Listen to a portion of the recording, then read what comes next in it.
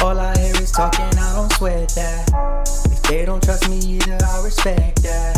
But she be down the ride, oh, I bet that. Good morning, good afternoon, good evening. My name is JH. How y'all doing, Postal family? First, I'd like to address for those that want to observe things in my background. That's why I had it blurred initially. Someone said I was supposed to take the sticker off my TV. Somebody else said why I wear my badge. Someone said something about my head. You know what? If you're not paying attention to the message, then you should definitely not be watching me. You're just defeating the purpose of what we're here for. It's number one. Number two, how y'all doing? Everybody good? Everybody cool? Everybody clean? Everybody crisp? Everybody hire it? All right, let's talk. I'm gonna answer a question that was posted by one of the viewers. Yeesh, and it's a little touchy. Let's see if we can do this liberally and make some sense of this. Individual went on a rant, biggest message I ever saw in my life, and asked something about favoritism in the post office, and do I think that there's favoritism in the post office? And period. Obviously, there's favoritism in the post office. But let's read for a second and see exactly what favoritism in the post office means. Well, it can be a persuasive problem, but owners and companies need to be vigilant and guard against favoritism. Your workplace should be a space where teammates, there ain't no teammates at this place, unfortunately, can work together harmoniously, not secretly hiding animosity. To prevent favoritism, look for these signs within management or yourself. Management watches me. Look for these signs within yourself. Offering special or extra privileges to some workers. Extended lunches, extra vacation days, etc. Having double standards. Man, if y'all already know and you just listening to me, write your war stories in the comment section, because people identify. Forming informal bands. Spending a lot of time with one employee for doing something that even though another employee does it, and you just give that one employee more attention. Taking away from one employee to give to another. Basically taking a project for one employee and passing it on to another, or vice versa. Giving more work to somebody else because somebody else is lazy. Y'all already know how that go. Favoritism. Providing more coaching to certain employees, assigning desired tasks to particular workers. The list can go on and on and on. And it says, why is favoritism at work a problem? It's bad for business. It creates unnecessary tension and disrupts the team chemistry and creates infighting. Man, boy, my plant right now is like blah, blah, blah. Instead of they call PNDC, they calling it WWE SmackDown. For real. When workers think they're being mistreated by their boss, they may experience a myriad of emotions, including feeling resentful towards coworkers, losing respect for team leaders, decreased motivation. That's something that we have a bad issue with. Motivation. So if you guys understand that if your team leader doesn't coach the proper way, and that's the problem with a lot of this management, they don't coach the proper way, your employees that are working underneath you don't have any motivation to come to work. How many times you talk about, oh man, I'm in the dungeon again? I say that all the time because people don't want to come to work.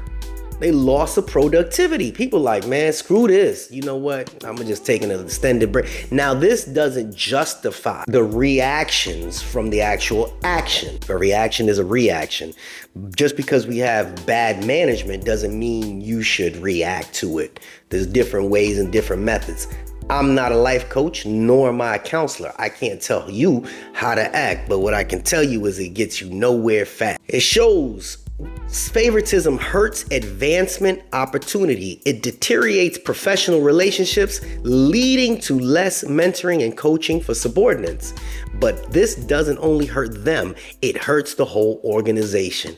That is one of the key factors on why this place is going the way it is. Now, people want to sit there and say, oh, you're talking this stuff about management, Jay, and you worried about what they say. No, you can't hold me responsible for sharing factual information. This is factual information. See, I praise the post office for what it's done for me in my life as well for financial reasons, but stressfully, it can take a toll on a lot of people because you're spending a majority of your life there.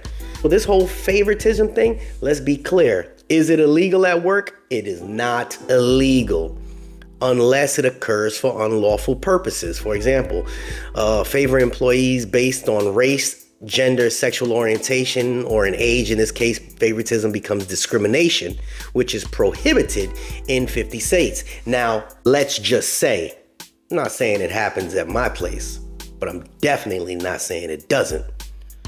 All of a sudden, don't take this the wrong way, there is a majority of the management is of one specific race, and it's of one specific gender. So if you got like a 85 to 15%, something not right.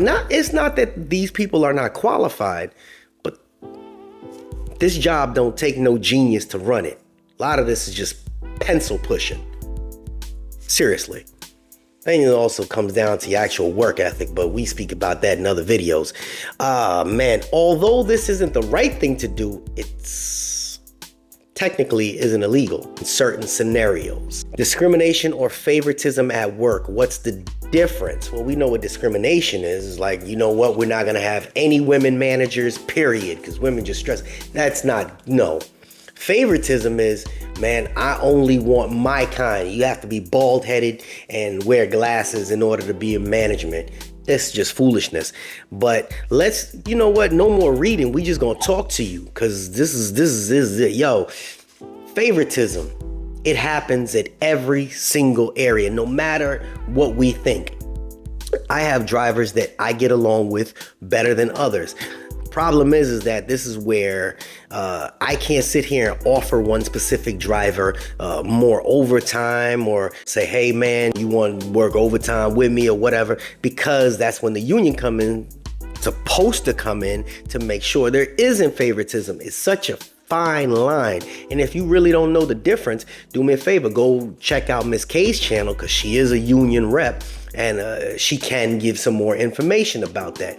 But as far as I know, such a touchy subject. My thing is with everybody, if you know that you're being discriminated against or you feel like there's favoritism, you can't hold anybody. You can't change that. Discrimination, you can. That's where the people file the EEOs. And if you don't like where you work, wait to become regular and then you bounce, move to another spot. But with certain areas, you have no choice but to deal with this, or you can just find another job. It's so, man, favoritism is just a beast. It's a beast, but it's so difficult to prove favoritism. How do you turn and say, yeah, this guy is only hiring women that are pretty, or this guy's only hiring ugly male managers so he can stand out from the rest? It's one of those touchy subjects, and nobody can really straightforward prove it unless you have some type of documentation that's accumulated over time. How do we figure this out? Honestly, I don't know. And this is where you guys have yourself a discussion at the bottom. Talk about it. Now, this does not subtract from the fact that this place is a great place to get what you need in life, you specifically, in order to move forward, advance your own agenda. If you got financial goals or you got end goals, then, you got to power through the other stuff. But it depends on individuals. Certain individuals cannot, their mind and their capacity cannot take what goes on around them, and it distracts them. Me, at one point, it did a little bit. It got me depressed a little bit. It got me angry a little bit. But I learned to power through it through different ways and different methods. Each of us have our own specific way on how we deal with stress. And the stress is when it comes down to what you feel is favoritism, discrimination, or being picked on at work, or whatever it is. But the bottom line is, no matter where you work, a boss is going to have its favorite. Is it right? No. Can you prove it? Sometimes, unless a boss turns out, that's the best driver right there. That guy right there is the best driver. That's my go-to, or this is the best worker. This guy throws the mail the fastest. He does this, he does that. You have so many working parts to this, and I'm not going to keep babbling on, but the answer to the question was definitely yes. There's definitely favoritism, but that's with any job you deal with. Does it happen more where we're at? I don't know. I've worked at different places, and this place I stood out because I've been here the longest. How do you deal with it? Again, I can't give you that answer. This is where the open forum is, and you talk to each other. Say, hey, I ran into the situation, and there are some stewards that watch me, and maybe you guys can put your input in there as well. Try and help each other out. That's what this whole channel is about. Being open, straightforward, honest. If I make a mistake about something, please correct me. Don't dig at me when I'll do some research on that as well. But until then, until later, this is JH. Yes, there is favoritism at work. And we out.